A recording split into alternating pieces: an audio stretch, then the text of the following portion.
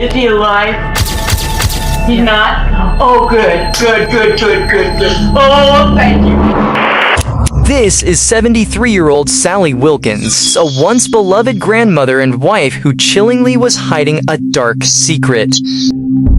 Sally and her boyfriend, Roy Ed Vaughn, 58, planned on living out the rest of their days on this earth like most older couples, in peace and comfort, retired and rundown Akron, Ohio. In the early 1990s, Sally adopted her biological grandson. Just a baby at the time, he was small, puny, and deformed. She wanted to keep him out of the system and in a loving, caring environment. But every day, Sally would live to regret that decision.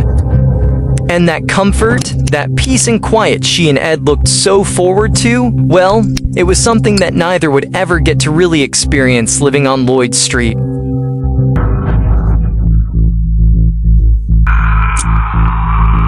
This is 34-year-old Chase Cyrax Wilkins.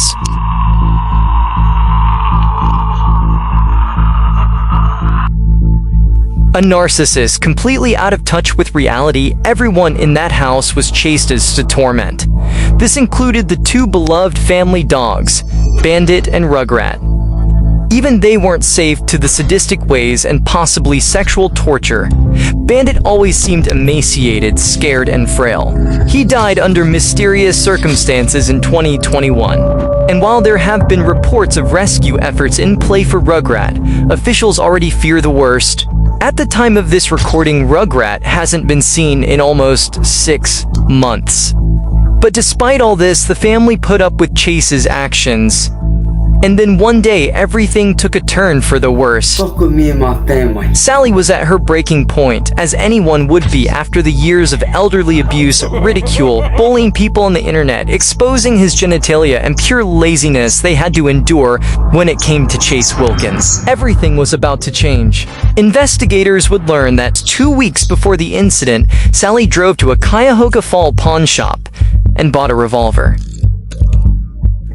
The day of the tragedy? A blur now, according to Sally. It actually began the night before. She and Ed both suffered from sleep deprivation, causing neither to sleep at all that night.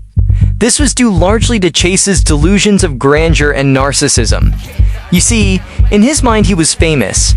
He was a musician, a prodigy in his own right, with a successful and thriving social media career. This kept him up all night, every night, performing for a packed house of adoring fans. However, this was nothing more than the delusions of a balding, tone-deaf 34-year-old man-child, screeching and mumbling into dollar store equipment and shuffling around his grandmother's attic. On a good night, performing to an audience of 12, maybe 15 buddy trolls, while they cheered him on but laughed at him behind the screen and to each other.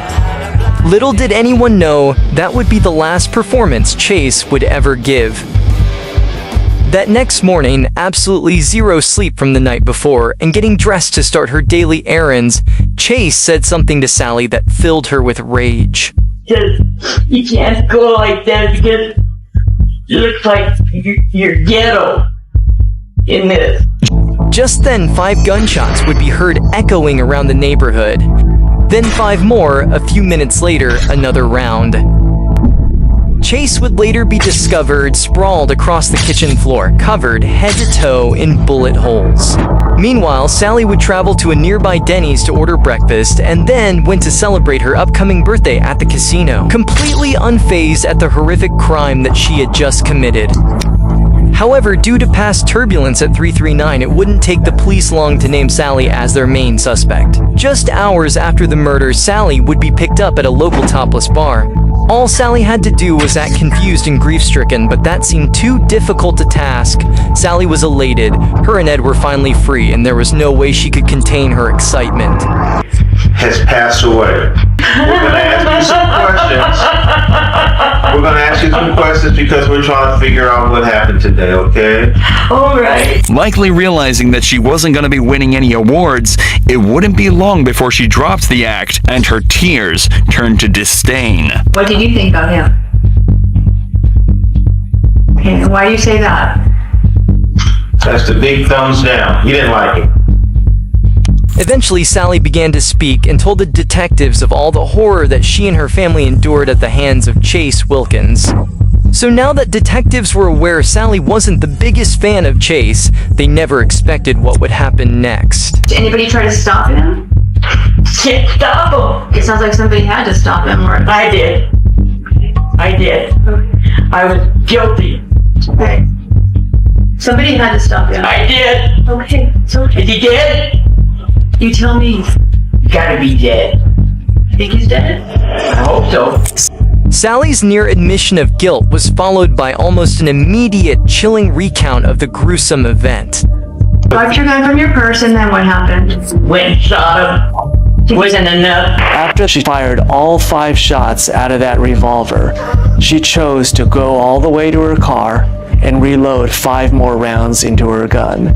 She walked back into the backyard and found the victim bleeding and crawling, trying to get away, and at that time she pumped 5 more shots into his body. She still wasn't done. She still chose to go to her car and load 5 more rounds. She pulled out that revolver and fired 5 more shots until the victim was finally dead. It was also revealed that just a few weeks before the event, Sally had traveled to a gun range to take shooting lessons with the same gun she killed Chase with, another obvious sign that murder was planned and premeditated.